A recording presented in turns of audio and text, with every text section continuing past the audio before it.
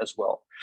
So basically what we're interested in the Hong Lab is finding out how microglia contributes to synaptic engulfment and synapse loss in different models of neurodegeneration, and with a particular focus on Alzheimer's disease.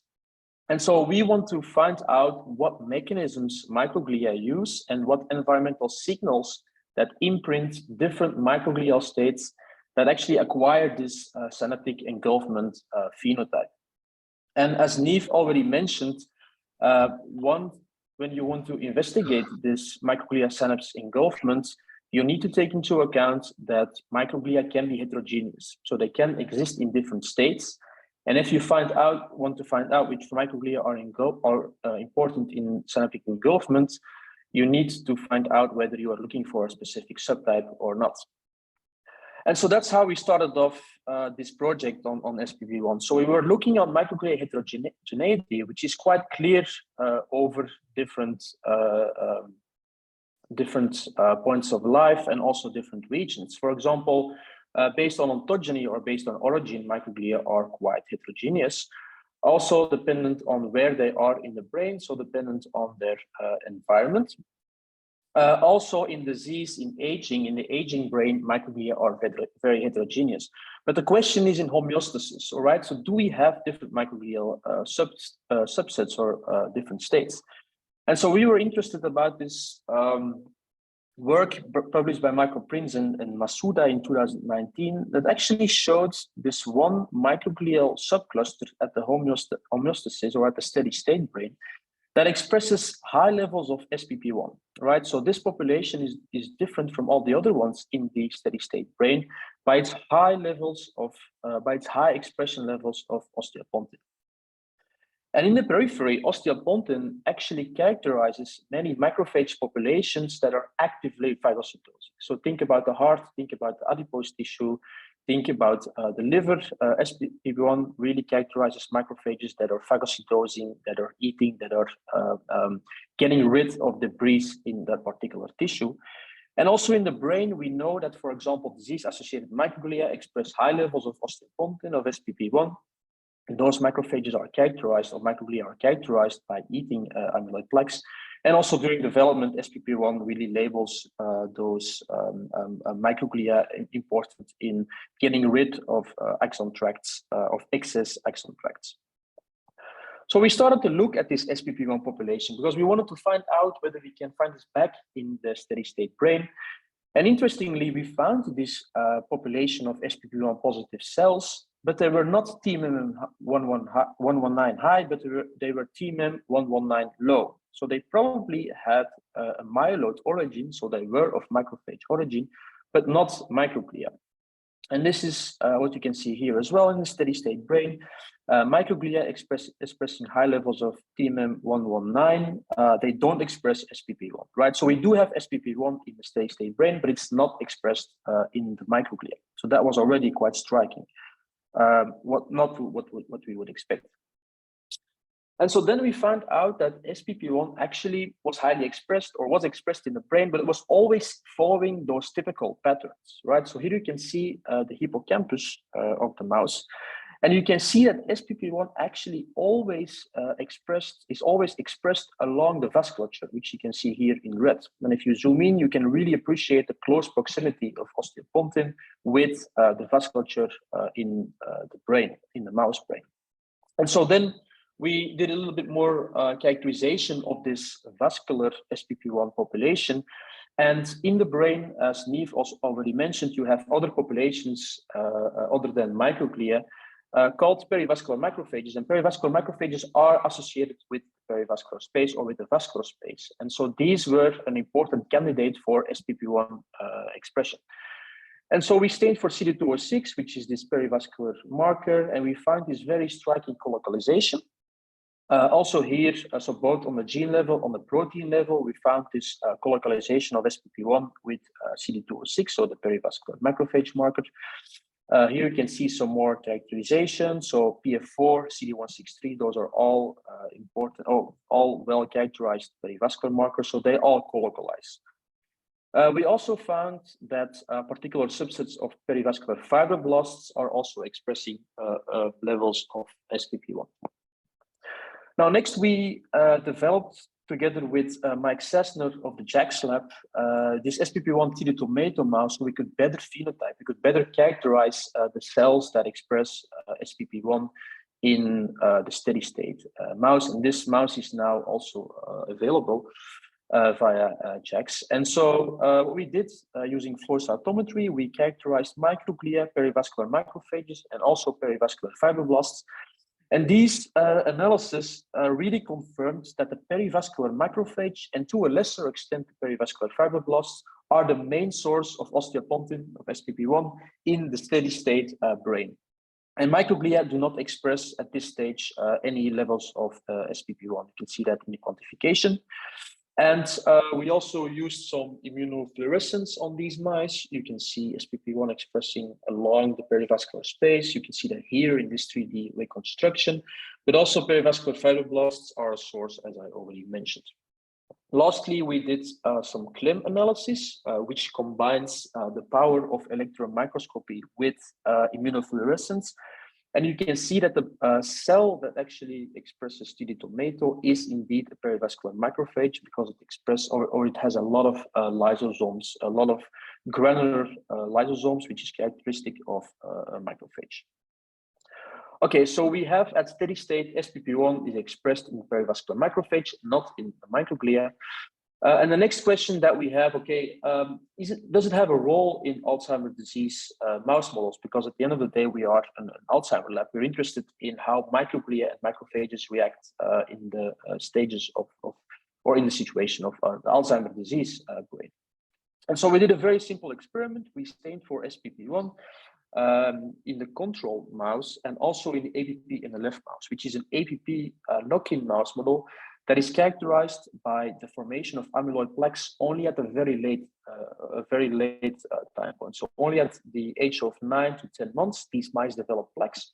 So you have a very wide time window in the beginning of the mouse life to study these early events that we're interested in, namely synapse pathology and synapse elimination. And so you can see that in the early NLF mouse model, you have high upregulation of SPP1, but interestingly, this was only in particular regions. So not every region of the brain expresses these high levels of SPP1 or increased SPP1, only in the regions that are vulnerable or are well known to have synapse loss. We did that both on the protein level, also on the RNA level. So based on RNA scope, you can see an increase of SPP1 as well as by qPCR levels.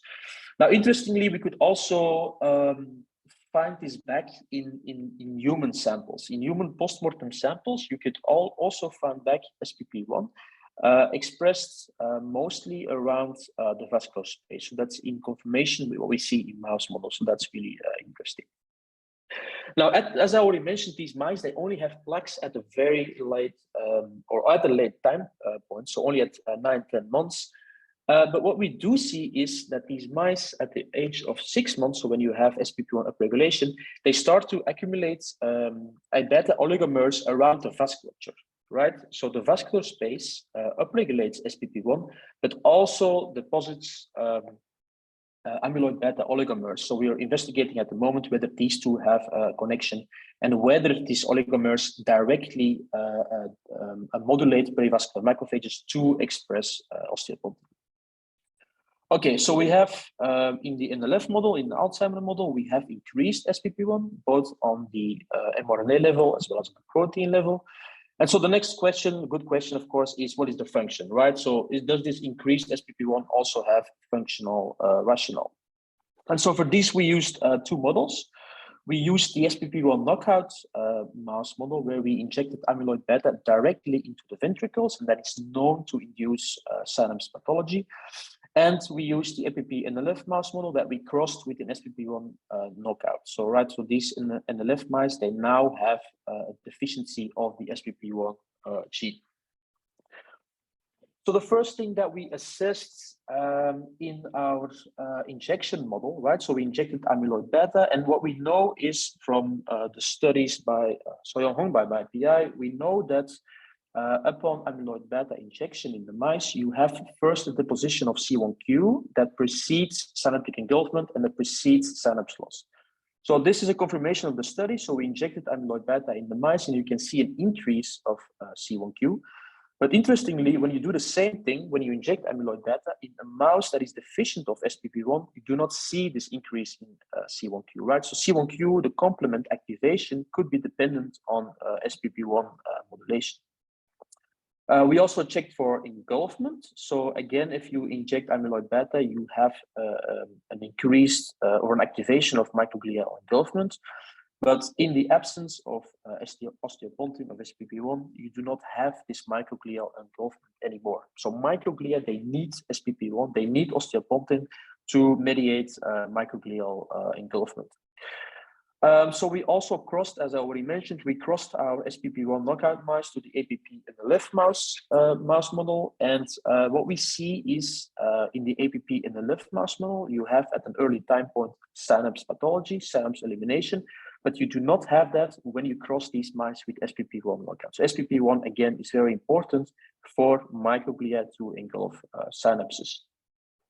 We also tested a couple of phagocytic markers, such as CTSB, progranulin.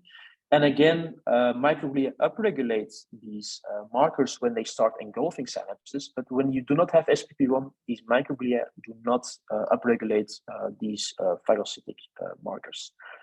Lastly, we checked for synapse pathology, right? So you have synapse engulfment, but do you also have synapse loss? And yes, upon injection of amyloid-beta, you do have synapse loss. Again, crossing these mice or looking at the SPP1 knockout, synapse pathology is to some extent rescued or to some extent reversed. Okay, so important, we need SPP1 for microglia to start engulfing synapses, and we need SPP1 to have synapse pathology in these mouse models, right?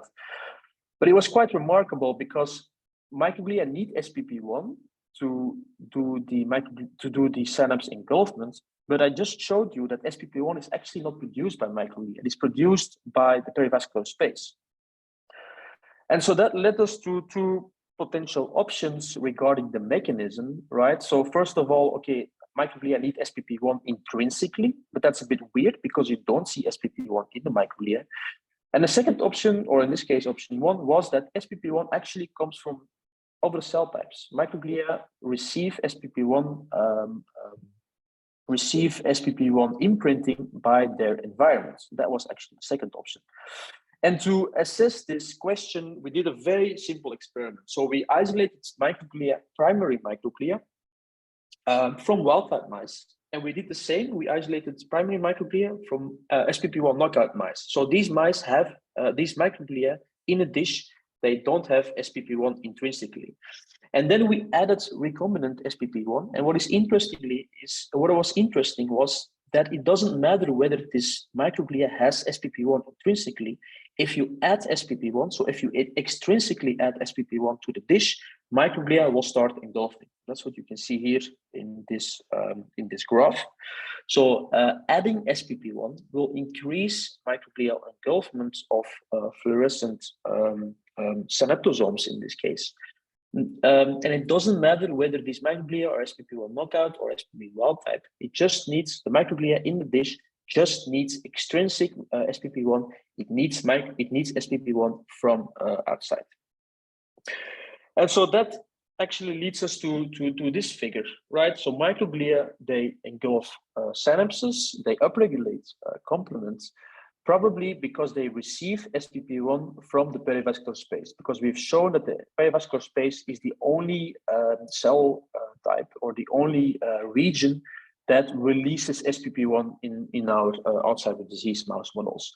And so to find out or to unravel a bit more of the mechanisms about the communication between the perivascular space and the microglia, we fact sorted the different populations that are involved. So the perivascular macrophages, the perivascular fibroblasts, but also the microglia.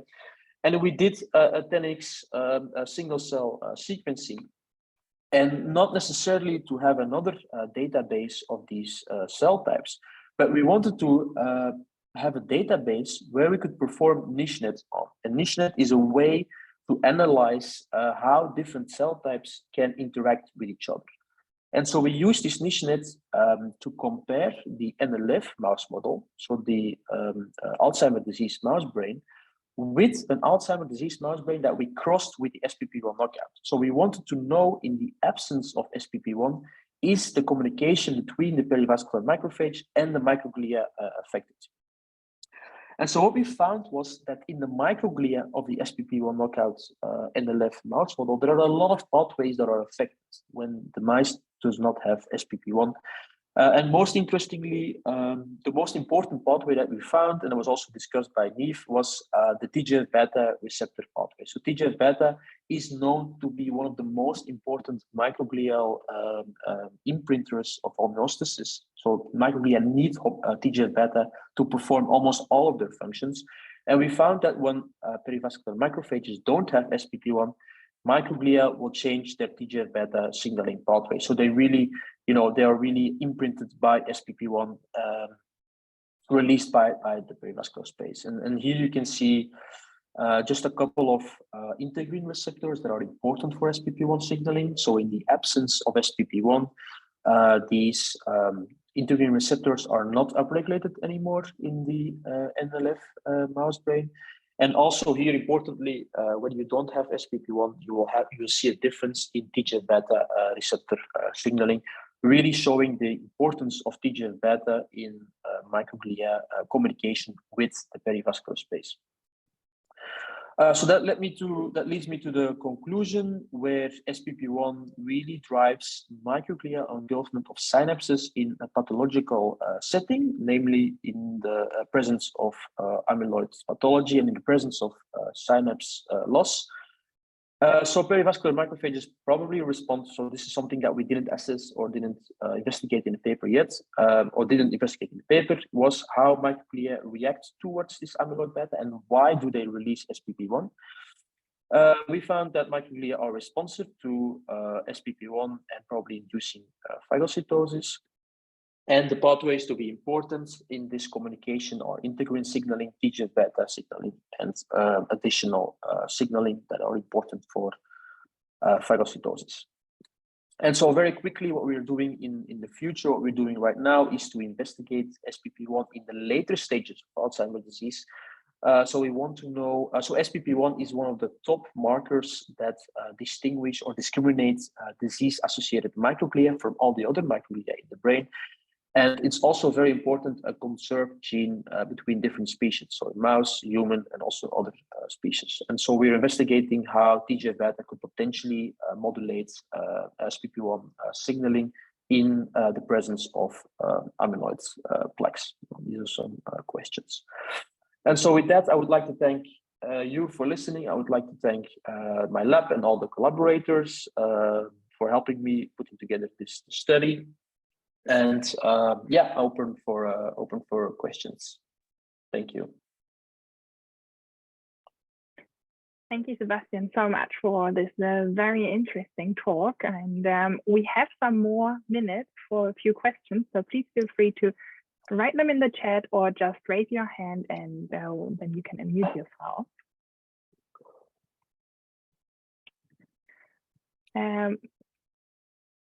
As we're away. Oh, yeah. Jane, please unmute yourself and just. Hey, can you hear me? Yes. Yeah.